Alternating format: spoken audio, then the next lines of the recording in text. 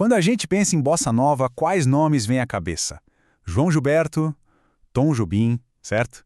Mas e se eu te disser que a história que a gente conhece está, no mínimo, incompleta? E se o verdadeiro arquiteto por trás desse som que virou a cara do Brasil foi deixado meio de lado? Pois é, hoje a gente vai desvendar a história do verdadeiro pai da bossa nova. Me responde uma coisa rapidinho. Quando nasceu a bossa nova? Se você pensou em 1958, você acertou e também errou. É que essa data é o marco, sabe? O ano da explosão, do sucesso comercial. Mas não é o começo de tudo. Na verdade, é quase o capítulo final de uma história que começou bem antes, e com outra pessoa. E tá aqui o marco zero que todo mundo conhece. Em 58, o disco do João Gilberto com Chega de Saudade foi tipo um cometa. Aquela batida diferente no violão, o jeito de cantar quase sussurrado, foi ali que o gênero ganhou um rosto, um som definitivo para o Brasil e para o mundo. É um momento icônico, a foto oficial do movimento.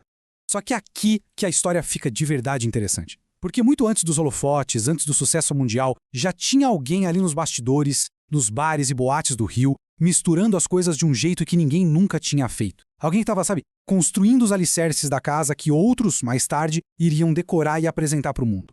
Esse arquiteto, esse gênio que atuava meio nas sombras, tem nome: Johnny Alf. E para entender a bossa nova de verdade, a gente precisa primeiro entender quem foi Johnny Alf.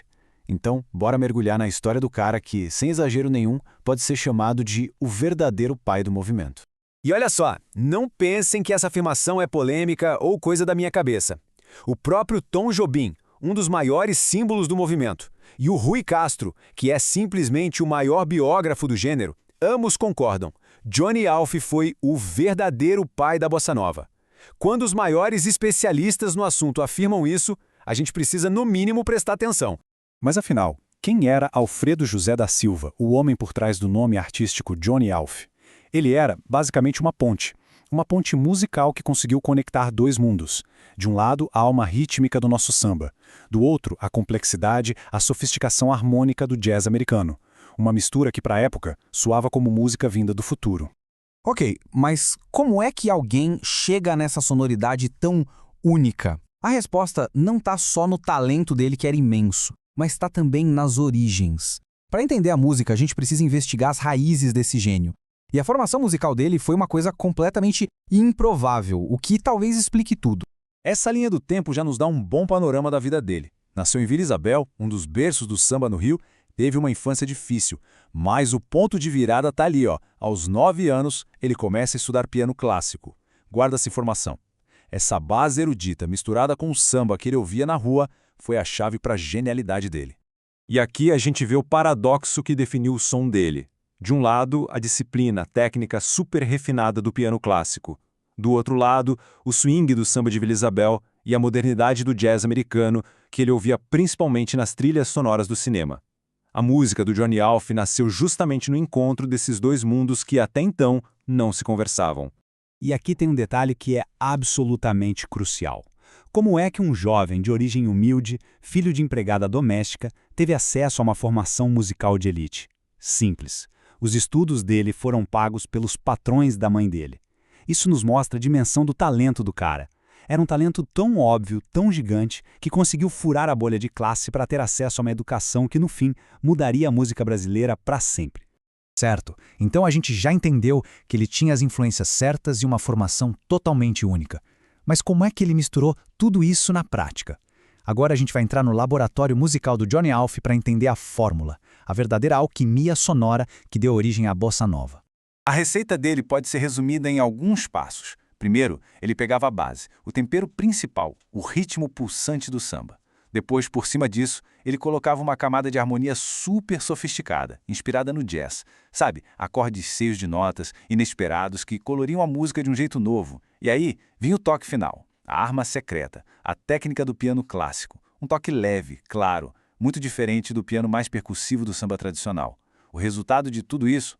As fundações da bossa nova, prontinhas, anos antes do gênero ter um nome. E as influências americanas dele eram bem específicas. Ele não ouvia só jazz de forma genérica. Ele estudava os mestres da canção, como George Gershwin e Cole Porter. Ele devorava as harmonias complexas das trilhas de cinema e estava sempre ligado nos movimentos de vanguarda da época, como o cool jazz e o bebop. Ou seja, o Alf estava conectado com o que havia de mais moderno na música do planeta. Então, a pergunta que não quer calar é: se Johnny Alf era tão gênio e veio antes de todo mundo, por que Tom Jobim e João Gilberto se tornaram os grandes rostos da bossa nova? A resposta é complexa e, para ser sincero, um pouco triste. Agora a gente vai tentar entender as forças que acabaram criando um legado silenciado de Johnny Alf. A dura verdade é que o talento absurdo do Alf não foi o bastante para superar as barreiras sociais daquela época. Existia um preconceito na elite cultural do Rio que criou um tipo de muro invisível ao redor dele. E esse muro acabou atrasando o seu reconhecimento por motivos que não tinham absolutamente nada a ver com a qualidade da música dele.